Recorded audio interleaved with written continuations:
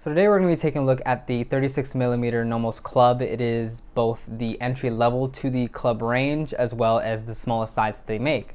So let's see what it's all about, and if you want to skip to any part of the video, timestamps are below. So we have a diameter of just over 36mm, 36.1, a lug to lug distance of 47.4, height of just over 8mm, and we have a lug width of 18. Some other general specifications: we have sapphire crystal on the front. This particular one has a stainless steel case back, but you can buy a sapphire case back for an additional about $300 at retail. We have 100 meters of water resistance, but no screw down crown. It is a manual winding movement on Nomos's Alpha in-house movement. You get about 43 hours in there, and that's pretty much the main things. Price is about $1550 new, $1850 for the sapphire crystal case back, and honestly on the used market you can find them anywhere between $850 to about $1200, depending on both condition and whether or not it has the sapphire case back. Looking at the watch, we have a very, very simple dial. We have alternating numerals and indexes.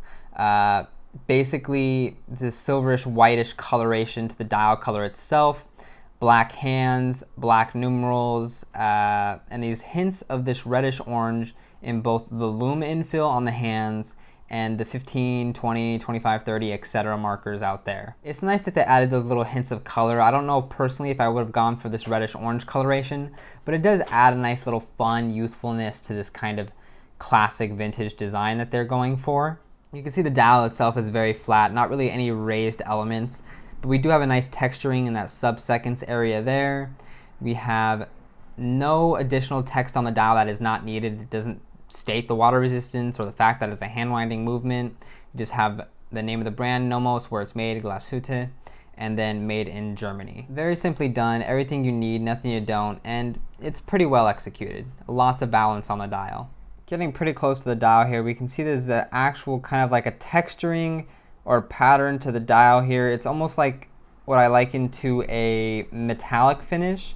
It has that speckling of like lighter and darker colors intermixed. Very, very subtle, but it does add to that very unique color temperature from the top of the wrist. As you can see, all the elements of this dial are pretty well done. The nice concentric pattern in that sub-dial, adding a nice little break of texture into the dial.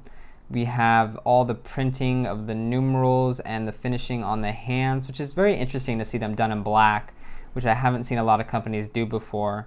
But all very well finished. The black hands in particular have this kind of nice inkiness to them, a nice almost roundedness. And as you can see, there's a cap on the middle of the hand stack there, which not a lot of companies actually do, and it's nice to see Nomos taking an extra step to just kind of refine the product. Moving on to the case of this watch, there's not really a lot to talk about. It is very, very simply done. It is minimalist. It is thin, is I guess the main point of it. It is, again, very, very thin at just over 8mm. It has very, very long lugs. Classic to Nomos. You're either going to love them or you're going to hate them. And when it's on one-piece straps, I love it. And when it's on regular straps, I do not. But it is very comfortable on the wrist. I have to give them that. We do, if it will focus, have a Nomos signed crown, if at some point you can catch that. High polish everywhere. Slight dome and raise to that crystal there. I really do like the way the case is kind of constructed. It almost does look like it's just machined out of one complete piece, which is kind of nice, gives a nice continuity to the design. Fortunately, we do not have the see-through case back here, so on this one you just get the Nomos and a little bit of information around the edges. And really that's all they wrote for the case. It is very simple. One thing I will note is the crown. It is, I think, very well sized. It has a great knurling texture to it, so it's very easy to grip, which is definitely important for a hand winding watch because you definitely have to hand wind it. So that's good. The winding action itself is enjoyable. You have a nice, very audible clicking over of the movement, winding of it. I will say having this all high polished case is a little bit of an annoyance at times because it definitely will pick up scratches quite easily, and if you're in direct sunlight or in places with a harsher light environment, you will start to see those scratches, and for some people they can't live with it, but for those people they can also get their watch repolished or use a little bit of Cape Cod or something like that, so the world will go on. Moving to how this watch fits on the wrist, earlier I was wearing my Timex Snoopy. So here we have the 36mm club on my 6.5 inch wrist. And as I think almost anyone can see, it fits, I think, almost pretty much perfectly. This is almost my ideal watch size. 36mm is very, very classy. Once you have this watch on the wrist, it is just so comfortable. It sits really close to the skin itself, just melts into the wrist, looks classy, looks elegant. And again, when you have it on one-piece straps like this silicone strap here, or maybe a classier style NATO, or possibly a Perlon strap, it does mitigate the fact that it has very, very long lugs. And I think it adds a nice continuity, and now that it is very much a one-piece design, the lugs definitely add character to it. They give it a nice stance, they give it a nice plant on the wrist, they make the watch very, very comfortable. As you can see there, even though I doubt anyone doubted it would be comfortable, it is sitting basically inside my wrist at this point. It is just right on the wrist, became a part of me. It is very, very comfortable. I doubt there is anyone in the world who will say this watch wears uncomfortably. So switching over to this blue Perlon here, I think you can see it adds a nice texturing to it, and with this webbing pattern, it adds a nice pop of color to the watch, makes it very much a fun experience, a little bit of a more of a statement piece at this point, and on the wrist, very, very comfortable, perfect for something like summer. If you sweat through this, it's okay. It's not going to break the bank or hurt you in any way. Very, very comfortable on the wrist, and I think, again, one-piece straps are where this shape of case excels. But as much as I do like it on one pieces, I cannot bring myself to like it on a two-piece leather. There is quite a considerable gap between the case and the strap, and when it's on the wrist, I do think it just looks a little bit awkward. There is something to it that is a little off-putting, almost upsetting. Sometimes I don't think it looks too bad. I think if you just overall love the watch design in itself, you'll be fine. It is, in essence, just a character of Nomos. It is their signature design language. It is the way their watches stand. It is the way their watches look on the wrist. If you can get over the fact that there's going to be a little see-through to the wrist, then you'll be fine with the watch, or if you just dedicate yourself to wearing it on one-piece straps. The only problem I have is this is almost a dress watch. It's a dress your style watch in a smaller size, so it can fit dress occasions. And the fact that it's kind of like limited in its leather options is a little bit of a bummer. But one thing I find interesting about having it on a strap is it becomes very case-centric. It is very much, this is my Nomos first, and it's the strap afterwards. You see just the case shape. It's very defined. It stands out to you. The strap is very much an afterthought because it is not directly next to the case. It is not directly continuous with the case in a way. So it definitely does separate those two elements, makes the case, its design language, its, essence of Nomos. It just makes it stand out, and that's either something you're going to be able to live with or something that's going to keep you from pulling the trigger. So pros and cons of the watch, and I think one of the biggest pros will just be the styling of it. At 36mm, it is definitely a classier leaning watch, a more dress leaning watch, definitely more comfortable on the wrist because it's not really banging into anything.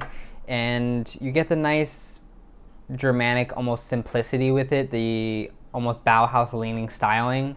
And it's just very cleanly done, but you get the nice hints of color like the reddish, orangish with the seconds hand and some of the surrounding markers. And it's just a very, very clean design, which is refreshing. Another big pro of this watch will be the in-house movement, and for some that might not matter, and for some it definitely does matter.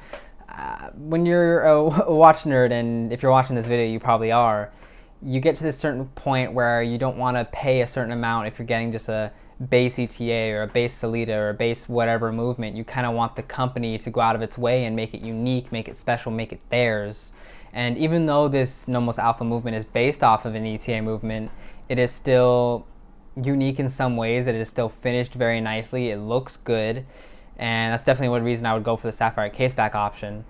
But it is definitely a kind of pro to the watch, and every Nomos Alpha movement I've come across has run very, very well. Another pro that I think goes kind of hand in hand with the design is just the sizing in general. I think at 36mm it is a great kind of fits everyone's size. It is super, super thin, so it's comfortable on the wrist. It is basically able to do anything. It has a sapphire crystal. It has a decent amount of water resistance. Not that I would ever take it swimming or anything, but you kind of have that reassurance with it. So especially the way I wore it, like on one-piece straps, it becomes super casual leaning. So you can definitely wear it with most outfits. You can do most activities with it. I mean, I've done things like play basketball with the watch. So it will survive, and it's a good watch to have. Moving on to cons, and one of the biggest ones I feel would just be the lugs. Everyone will say it, or everyone who really doesn't like the lugs will say the lugs are too long, and that's because they are kind of too long. You get this point where, depending on how thick your strap end is, if it's a two-piece strap, you'll get a gap between the lugs and the case, or the end of the strap and the case. And some people don't really like that see-through to the wrist. It creates kind of an awkward slash, never encountered situation before. So it is definitely something you either have to get used to or totally get rid of by just using one-piece straps like I did. Another con for this watch is just the all-polished finish. It is both very simple, but at the same time very boring. For some, it may be a way to draw attention to the dial instead of the case itself, and for some it may be a mark of almost laziness, to where they didn't go any extra mile to add brushing or add any chamfers or add just any interesting elements to the case itself. Is it still a nice case and a good wearing case and a good case shape? Yes, but that doesn't mitigate the fact that it's a little boring at times, and it's very, very prone to scratches. So if you look at it the wrong way, you're going to scratch it, and that's just unfortunate, because although watches will get scratched, we still don't like if they do. And one of the biggest cons I have personally with the watch is how flat the dial is. If you go to the Nomos Club Campus range, you can see that there's actually Luminova applied, so it does have a little bit of depth to the dial. While on this model there is no Luminova, the markers are fairly flat. So the dial kind of just looks plain, it looks flat, it looks one-dimensional. So at that price point, at that level of horology, I kind of expect a little bit more.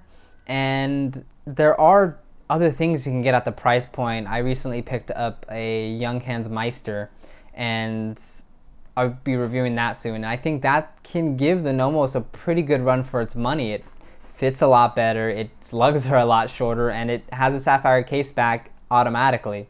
So there's things like that where Nomos isn't necessarily the best value for money, but if you want that fun, youthful style, you're able to get over the lugs, then it still is a great choice. Final thoughts on the Nomos Club 36 is that it is a great watch.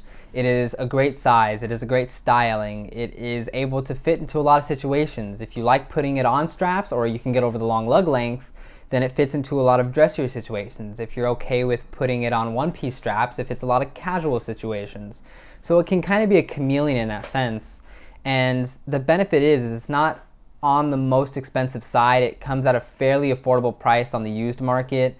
New, they're a little bit more expensive, but overall you're getting a great watch that has a lot of versatility, arguably a very beautiful design, and something that will definitely be timeless. It will look basically as good now as it did 50 years ago, and as it will in 50 years. So if you're looking for a dressier watch, or even a watch that fits in at a smaller sizing, this can definitely fit the bill. It is a great watch, and you can be found at pretty good prices, especially on the used market. So if you're hesitating on buying one, I would say at least try to try one on first, but if not, it is a cool watch to own, and if you try to sell it, you won't lose too much money if you buy used. So thanks for watching. Hope I helped a little bit. I'll see you in another one.